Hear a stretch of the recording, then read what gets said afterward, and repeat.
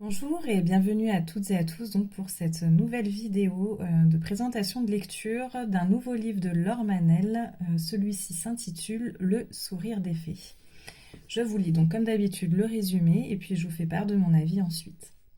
Donc Rose l'a dit à Lou, il faut croire encore au bonheur. Elle a toujours eu le don pour apporter de la joie à partir de presque rien. Un joli paysage, une belle lumière, le parfum d'une pivoine, le goût du chocolat noir. Attraper avec la langue sur le fouet à pâtisserie, un bon repas, un fou rire qui tire les larmes, respirer à plein poumon, danser, jouer. Ce sont ces petites doses de bonheur à pratiquer au quotidien. C'est à cela qu'il faut s'accrocher. Rose et Antoine s'installent au Grand Bornand, avec Lou, auprès d'Hermance, l'arrière-grand-mère de la petite. Antoine devient guide de haute montagne, Rose reprend le patinage, et Lou grandit heureuse et épanouie. Mais la vie leur réserve une épreuve qu'ils devront apprendre à surmonter ensemble. Jamais il n'y a eu plus d'urgence à s'aimer. Alors, ce qu'il faut savoir, c'est que ce livre, c'est on va dire le deuxième tome, entre guillemets, c'est la suite du livre de la mélancolie du kangourou. Je ne le savais pas quand je l'ai acheté, et en fait, je l'ai su à la fin. Du coup, quand elle fait ses remerciements, Laure Manel, que c'est la suite donc du livre que je viens de vous dire. Du coup, il y a toute, on va dire, la première partie qui est dans donc le premier livre, mais ça n'empêche pas, finalement, de lire ce tome-là en premier, sans le savoir. Moi, j'ai suivi l'histoire. On sait quand même, grâce au premier chapitre, ce qui s'est quand même passé dans la première partie de leur vie. Bon, on a moins les détails, forcément, c'est sûr, mais du coup, on n'est pas impacté, on va dire, dans la suite de la lecture avec ce livre-ci. J'ai trouvé ce livre, donc, pareil, je l'ai bien aimé, comme tous les autres livres de Laure Manel. Alors, ce livre, par rapport au livre précédent dont je vous ai fait la vidéo, dont je vous ai fait le retour, je vous avais expliqué que Laure Manel, elle fait des fois des livres assez différents les uns des autres. La dernière fois, c'était un livre plutôt épistolaire. Elle a eu aussi un livre où c'était plutôt un recueil de témoignages des dernières fois. Et là, on est vraiment sur un livre traditionnel avec des chapitres, des titres pour chaque chapitre. Et on parle donc de l'histoire de Rose et Antoine, donc qui s'installent en Haute-Savoie malgré tous les événements qui se sont passés dans la précédente partie.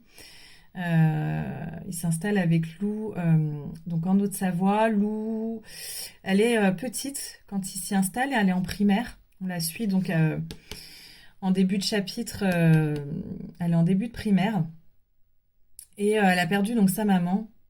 Donc Antoine a perdu sa femme lors de l'accouchement de Lou. Et donc c'est là où Rose a fait son apparition en fait dès la naissance de Lou pour s'occuper du bébé, qui était donc juste un nouveau-né et dont Antoine, lui, devait gérer le deuil de sa femme perdue lors de l'accouchement. Donc finalement, Rose a toujours été présente pour eux, surtout pour Lou, dès le début. Et finalement, de fil en aiguille, ils tombent amoureux, ils apprennent à se connaître. Rose, c'est une personne très joviale, très optimiste, qui va redonner le goût de vivre à Antoine. Et ils vont donc se rapprocher, forcément, et s'aimer.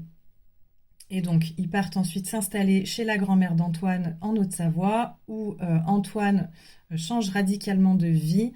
Il avait une vie assez... il était commercial, je crois. Enfin, en tout cas, il était très pris par les bureaux. C'était une vie parisienne, c'était le train-train quotidien. Et en fait, il est passionné de montagne, vu qu'il allait quand même régulièrement chez sa grand-mère enfant à la montagne. Il aime le ski. Et donc là, il décide de suivre sa passion. Il va devenir moniteur en montagne. Et Rose, donc, elle va continuer à être prof de danse. Elle va donner des cours de danse, des cours de patinoire aussi, là-bas en Haute-Savoie. Et ils vont faire leur petit chemin de vie aux côtés d'Hermance, la grand-mère, qui elle est contente forcément d'avoir ces trois-là à la maison. Et donc on va suivre le début un petit peu de tout ça. On va suivre l'évolution dans ce livre de Lou. Euh, donc là, de sa primaire jusqu'à ses 18 ans et plus. Donc on la voit évoluer en tant qu'enfant, en tant qu'adolescente, en tant que préadulte, adulte. Tout ça en sachant qu'ils vont vivre beaucoup d'événements. Alors je ne veux pas tout vous spoiler, mais voilà. Euh, on va apprendre un petit peu de la vie passée d'Hermance, qui n'a pas été forcément simple.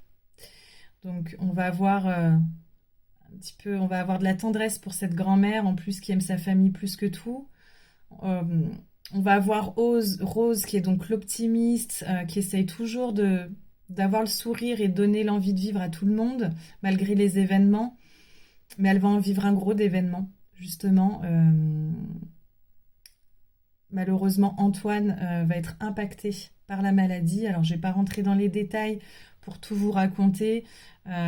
Justement, on nous parle d'une maladie neurodégénérative. Donc, déjà, on en apprend un peu plus sur cette maladie.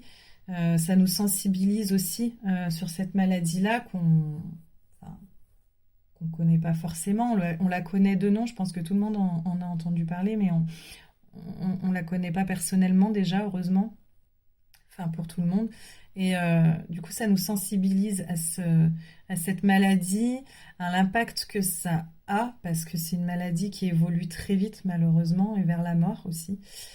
Donc, ils vont quand même vivre une grosse épreuve, et ça va nous montrer comment, du coup, prendre les choses à travers tous ces personnages, toute la famille d'Antoine, enfin, tout l'entourage. Chacun va réagir à sa manière, et ça peut, voilà, nous donner un peu une vision d'optique de tous les panels de ressenti, d'émotions et de la gestion de cette épreuve ou de ces épreuves à travers tous ces personnages. On se reconnaîtra forcément parmi l'un d'entre eux et, euh, et ça nous posera voilà, question à comment on aurait pu réagir, comment prendre la vie euh, quand on a une épreuve comme celle-ci, comment prendre la vie du bon côté, essayer de relativiser, mais tout en connaissant les faiblesses et les difficultés que la personne face à la maladie, bah, tout ce qu'elle endure.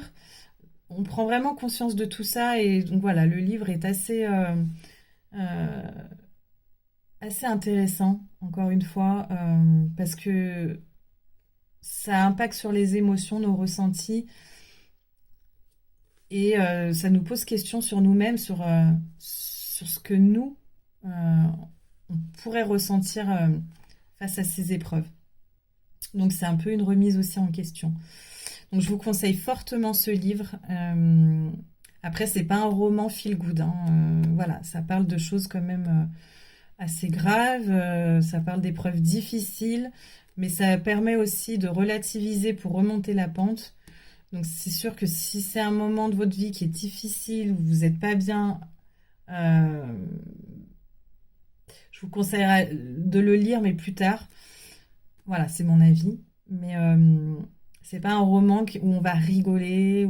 Alors oui, il y a des moments dans le livre drôles, forcément. Il y a des moments, bah, c'est la vie. C'est la vie, en fait, avec ses joies et ses peines et ses épreuves. Donc, c'est pas voilà, un roman feel good, mais c'est une bonne remise en question sur soi, sur son entourage, sur les épreuves de la vie, sur la maladie, etc. Sur la mort aussi. Voilà, donc pour ce livre, en tout cas, il m'a bien plu. J'espère qu'il vous plaira tout autant. Je suis pas déçue pour l'instant des livres de Laure Manel. Franchement, j'apprécie son écriture, euh, sa façon de voir les choses et de remettre en question les épreuves ou les choses du quotidien, de la vie.